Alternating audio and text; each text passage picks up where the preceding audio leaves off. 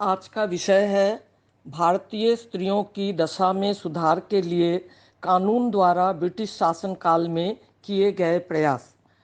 भारतीय समाज में महिलाओं की स्थिति में सुधार किए गए प्रयासों की उपलब्धि या इसके परिणाम स्वरूप कुछ महत्वपूर्ण कदम ब्रिटिश शासन में लिए गए।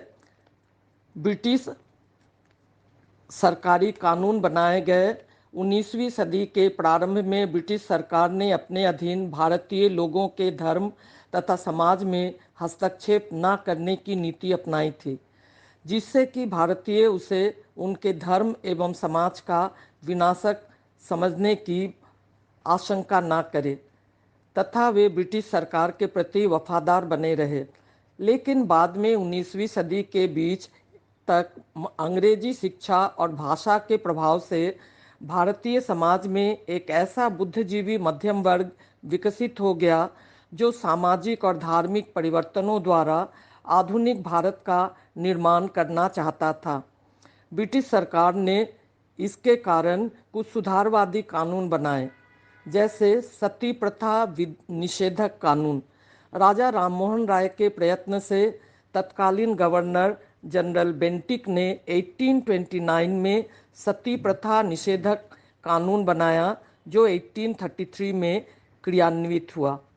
विधवा विवाह अधिनियम बनाया गया, जिससे विधवाओं की स्थिति में सुधार लाने के लिए बुद्धिजीवी वर्ग के मत के आधार पर उस समय के गवर्नर जनरल डलहौजी ने 1856 में विधवा पुनर्विवाह अधिनियम लागू किया। बाल विवाह नियंत्रण अधिनियम 1872 में लागू किया गया।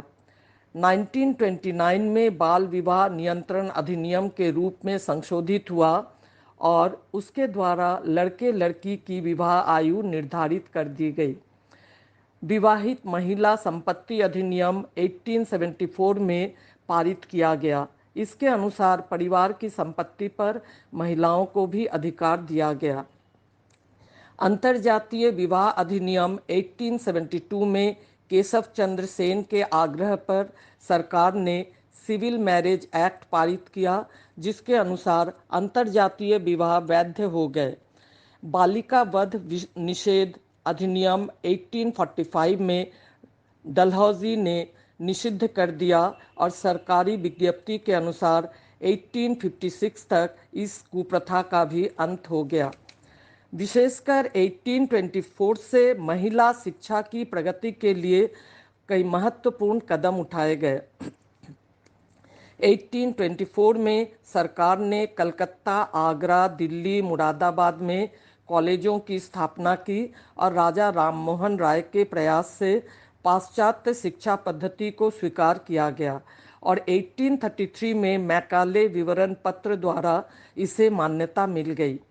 बालिकाओं के विद्यालयों में वृद्धि की गई और 1833 में ईसाई धर्म प्रचारकों द्वारा बालिकाओं के विद्यालयों की स्थापना भी की गई। शिक्षा के लिए धनराशि में भी वृद्धि की गई और 1833 में चार्टर एक्ट द्वारा शिक्षा के लिए धनराशि में वृद्धि की गई। वुड घोषणा पत्र में स्त्री शिक्षा प्रसार पर अधिक जोर दिया गया। इस प्रकार धीरे धीरे शिक्षा के क्षेत्र में काफ़ी महत्वपूर्ण कदम उठाए गए।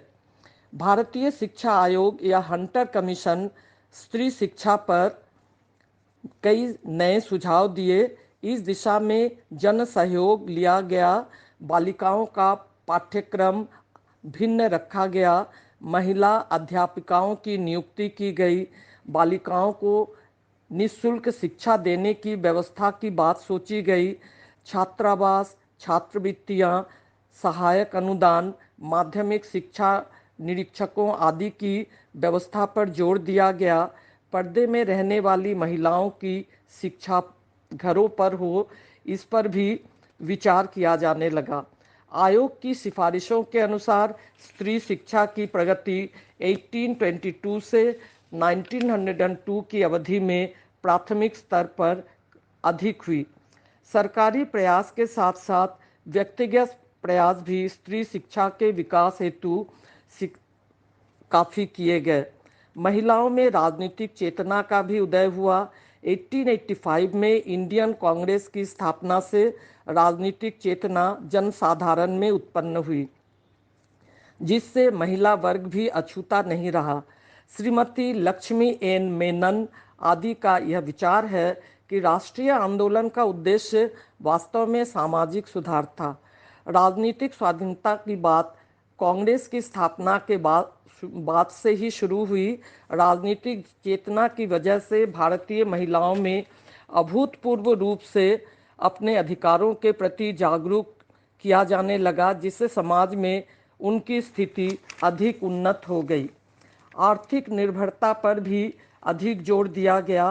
पाश्चात्य सभ्यता और शिक्षा के फलस्वरूप महिलाओं में आर्थिक पराधीनता की हीन भावना भी समाप्त होने लगी और वे काम धंधों तथा सरकारी नौकरियों के नए अवसरों का लाभ उठाकर आर्थिक रूप से भी आत्मनिर्भर बनने लगी।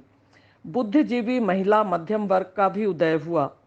18वीं सदी के उत्तरार्ध और 19वीं सदी में पाश्चात्य शिक्षा और सभ्यता के संपर्क के कारण एक नए बुद्धिजीवी मध्यम वर्ग का उदय भारतीय समाज की एक महान विशिष्टता रही है।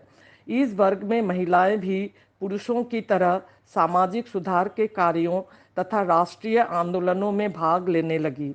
इस अवधि में इस वर्ग का प्रतिनिधित्व करने वाली महिलाओं में श्रीमती एनी बेसेंट, सरोजिनी नायडू आदि प्रमुख थी। इस प्रकार महिलाओं की स्थिति में सुधार हुआ। वे अब आधुनिक जीवन शैली अपनाने लगी। यद्यपि उस प्रक्रिया की गति धीमी तथा उसका सामाजिक क्षेत्र अत्यंत ही सीमित था, किंतु फिर भी महिलाओं को भावी प्रगति का द्वार खोलने में सहायक हुआ और महिलाएं धीरे धीरे अपनी स्थिति को मजबूत करने में सक्षम हुई।